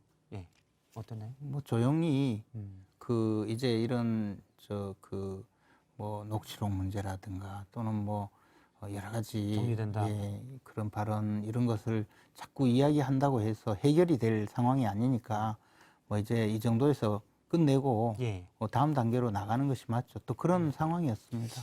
그 어젠가요? 그젠가요? 그 최고위원회에서는 이전 최고위원회에서는 사실 고성이 좀 오갔잖아요. 배현진 최고위원이 이준석 대표를 향해 나도 경고한다 뭐 이런 얘기도 했다고 하고 예. 근데 저 궁금한 게 경고하고 그다음 경고했는데 말을 안 들으면 그다음 액션이 뭡니까? 제가 알기로는 이준석 대표가 맨 먼저 자꾸 이전 최고위원회죠.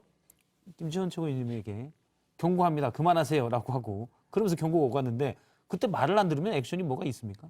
마이크 뺏는 건가요? 뭐 사실은 좀 외부로 잘못 알려진 내용이 그래요? 많아서 네. 뭐 그렇긴 한데 뭐 이준석 대표의 말씀은 또 조금 다른 이야기였고 배현진 최고위원 말씀도 조금 다른 이야기였고요. 어쨌든 뭐 이제 조금 자신의 그 의견을 좀 강하게 표현한 것뿐이고 뭐 경고해서 안 들으면 할 수 없죠. 또 한 번 경고하는 거죠. 예, 또 한 번. 그리고 뭐 큰 소리가 났다고 하는데 예. 우리 회의장이 좀 멀고 요즘 칸막이가 있으니까 좀 잘 안 들릴까 봐 조금 멀리 있으면 좀 크게 이야기도 하고 그랬죠. 뭐. 안 들릴까 봐 크게 얘기한 게 이제 고성으로 뭐 그런 와전됐다고 보시는군요. 뭐 볼 수도 있고 또 아닐 수도 있고. 알 수도 있고. 예. 일단 뭐 그 워딩은 맞죠. 배현진 최고위원이 나도 경고합니다. 이준석 대표에게 했다는 말 워딩은. 뭐 그런 말이 나오긴 했어요. 예. 네. 알겠습니다. 그런데 이제 오늘 최고위원회에서는 조용히 비공개 때는 전혀 없었습니까? 네, 화기애애하게 이제 앞으로 또 진행해야 될 일이 많으니까 그렇게 했습니다. 서로 다른 최고위원들도 문제 삼지는 않았고요. 그렇습니다. 일단 침묵 전략으로 가는 게 이 상황을 가장 빨리 정리하는 거다라고 당 지도부에서는 보고 있는 거고요. 그렇죠. 자꾸 지금 사실 우리 당이 과거에도 그 내부 싸움으로 그 당이 망가졌거든요. 예. 그리고 그것에 대해서 우리 당원들이라든가 또는 지지자들이 엄청나게 충격을 받아 있어요. 그런 상황에서 또 자꾸 지도부 내부 또는 지도부와 당을 지금 이 대표해야 될 대선 주자들이 싸우는 모습을 보이면요. 이것은 정말 우리 당이 거의 더 이상 국민의 신뢰를 받을 수 없는 상황이 될 거거든요. 그래 빨리 정리해야 돼요. 이제 뭐 정리 국면으로 들어가고 있는데 이 정리된다는 발언을 정리하려고 하시는데 일단 뭐 궁금증이 있으니까 정리되는 와중에 몇 가지만 좀 여쭤보겠습니다. 이게 이 정리된다는 발언을 한 이준석 대표 어떻게 보면 사적 대화라고도 볼 수 있는 내용을 폭로한 원희룡 지사 또는 뭐 정리될 것 같은 대상이 됐던 윤석열 후보 누구의 잘못이 제일 큽니까? 이게 사실은 예. 그 근원을 따져보면 우리 당이 그 불과 몇 달 전만 해도 예. 그 대선에 나가서 이길 수 있는 후보가 없었어요. 그래서 우리 당에서 이제 플랫폼 정당이라고 주창하면서 지지율 1인 윤석열 전 검찰총장을 입당을 또 요청했고 또 들어왔고 그래서 예. 그 후에 지금 입당한 지 한 20일 됐거든요. 그 동안에 그러면 그 어떤 정권 교체의 가능성을 높여준 1위 주자에 대해서 사실은 우리가 환영한 것이 아니고 좀 나쁘게 대우를 많이 하고 또 지지율이 떨어질 그런 일을 많이 벌였단 말이에요. 사실 그 입당 과정에서 여부를 두고도 계속 줄다리기 하면서 서로 기분이 상할 만한 일들이 그렇죠. 있었죠. 상할 만큼 상한 다음에 이제 입당이 되었고 그리고 난 다음에 입당을 했으면 그럼 우리 식구라고 해야 되는데 또 사실은 제가 늘 표현하지만 물어뜯기만 했거든요. 예. 그런 과정이 반복이 되었으니까 이제 이런 발언이 있었다고 한 것도 사실은 그 연장선에서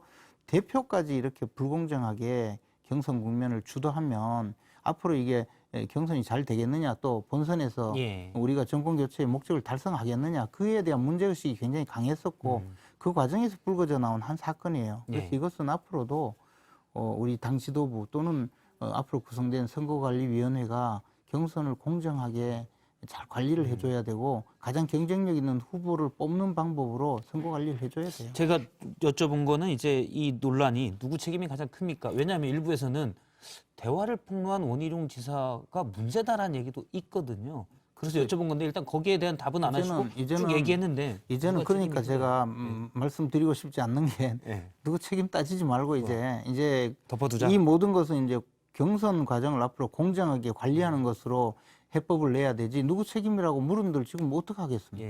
예. 그 사건을 전 좀 더 김재원 최고위원님의 날카로운 분석을 통해서 이해를 하려고 여쭤본 겁니다. 땅이 문제 삼자는 건 아니고요. 제가 경고할 권한도 없습니다. 이제 정치적 사건은 사실 예. 문제를 따져서 그에 대해서 신상필벌을 하거나 재발 방지를 위해서 노력하는 것이 굉장히 중요하거든요. 예. 그러나 이런 문제는 오히려 그냥 이제 그만 이야기합시다. 덮고 넘어갑시다. 저도 힘들어요. 우리 다 힘들고 당을 바라보는 국민들도 너무 힘드니까 이제 예. 좀 그만합시다 하는 것이 해법일 수가 있어요. 이른바 녹취록 논란 그리고 정리된다 발언 논란. 이준석 대표 체제에 문제가 있습니까? 리더십에?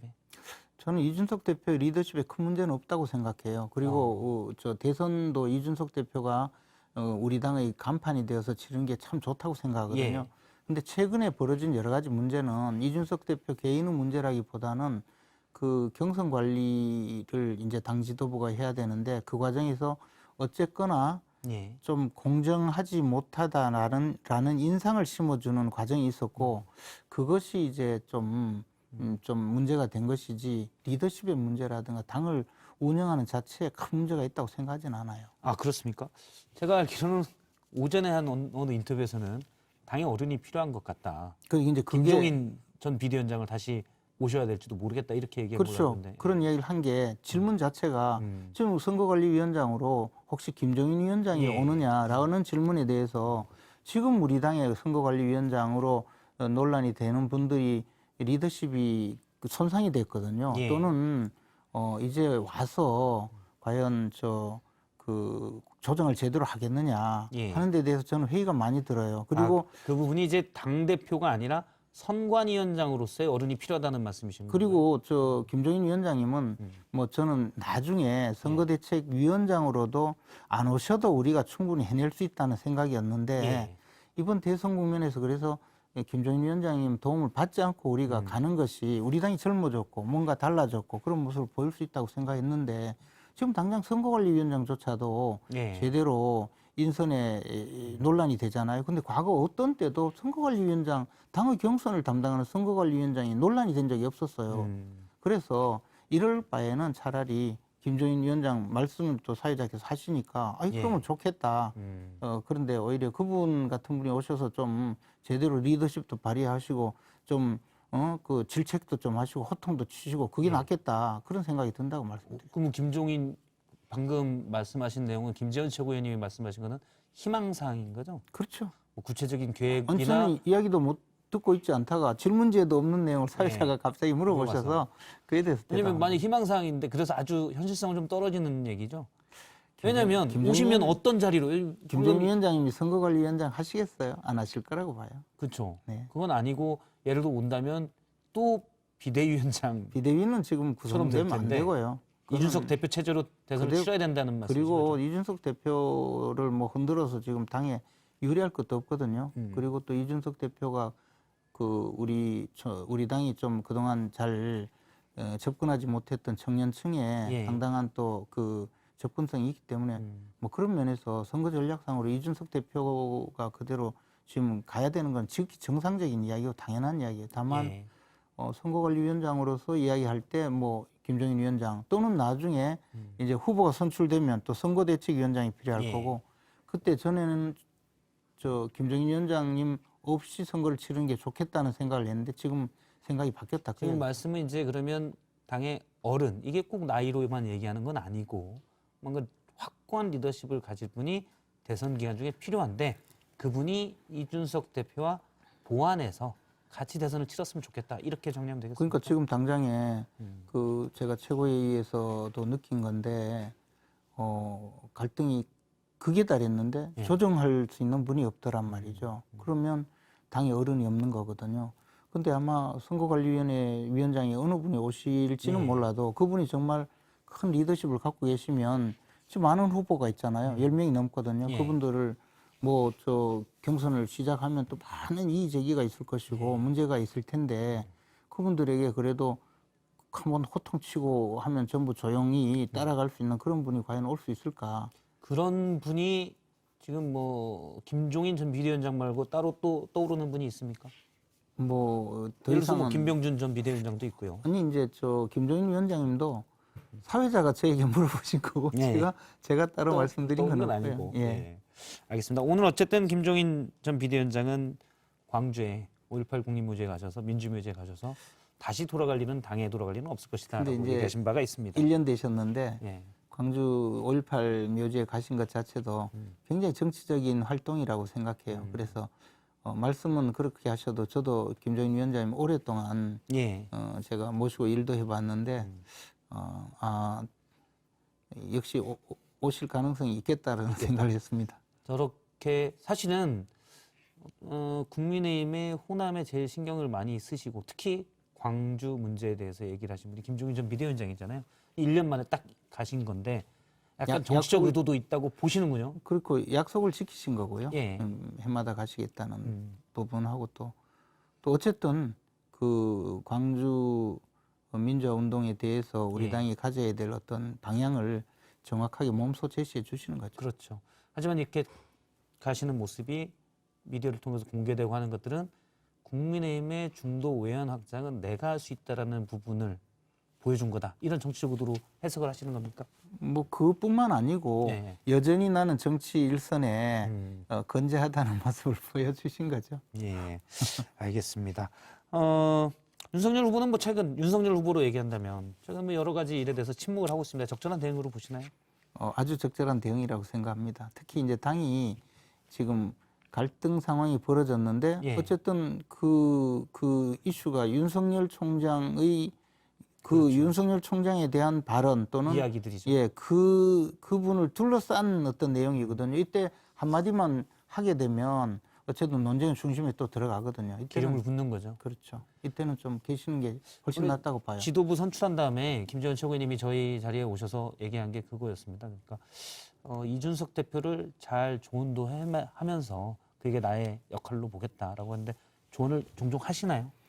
뭐 작은 문제는 말씀드리면 또 그 당 운영과 관련해서 받아주는 경우도 많이 있죠. 근데 예를 이제 들면 뭐 작은 일이겠지만 예를 들어 지난번에 검증단을 대표실에 주석으로 두겠다고 하길래 그렇게 하면 너무나 많은 오해를 받고 더 나아가서 이게 분란의 중심이 될 텐데 그것은 바람직하지 않다. 나중에 예. 선관위가 구성되면 그쪽에서 구성하도록 하는 것이 낫겠다고 하는데 의외로 또 순순히 그렇게 가고 뭐 작은 거는 듣는데 큰 거는 잘 안 듣는다. 그는 이제 정치적인 소신이 강하니까 어차피 그리고 최근에 이제 뭐 법률지원단장이 예. 급한데 빨리 선출을 해달라, 임명을 해달라 뭐 그런 이야기는 굉장히 또 폭넓게 들어주는 분이죠.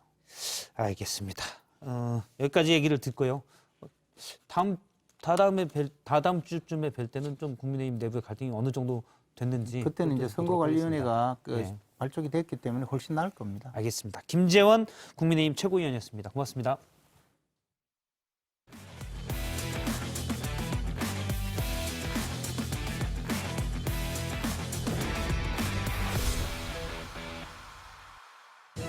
지금 시각 7시 25분 뉴스룸이 이제 5분 뒤 방송되는데요. 오늘의 뉴스룸 주요 소식 정리해드립니다. 방역당국이 수도권의 4단계 거리두기 조치를 내일 또 다시 연장할 것으로 예상되는 가운데 정부가 백신 접종자에 대한 인센티브를 다시 부여하는 방안을 막판 논의 중입니다. 백신 2차 접종 완료자에게만 일부 장소에 한해서 모임 인원 제한에서 제외하는 등 방역 지침에 예외를 주는 방안 등이 고려되는 것으로 취재 결과 확인됐습니다. 지난 주말 충남 천안의 한 아파트 지하 주차장에서 출장 세차 차량에 불로 피해를 입은 차량이 모두 666대로 소방당국은 차 안에 가스가 누출돼 있던 상태에서 세차업체 직원이 라이터를 켜서 폭발로 이어진 것으로 보고 있습니다. 또 스프링클러 역시 화재 당시에 작동하지 않았던 것으로 확인됐는데요. 피해 보상은 어떻게 되는 건지 잠시 후 뉴스룸에서 전해드립니다. 네, 오늘 썰전 라이브는 여기까지입니다. 계속해서 뉴스룸 이어집니다. 저희는 내일 뵙겠습니다. 고맙습니다.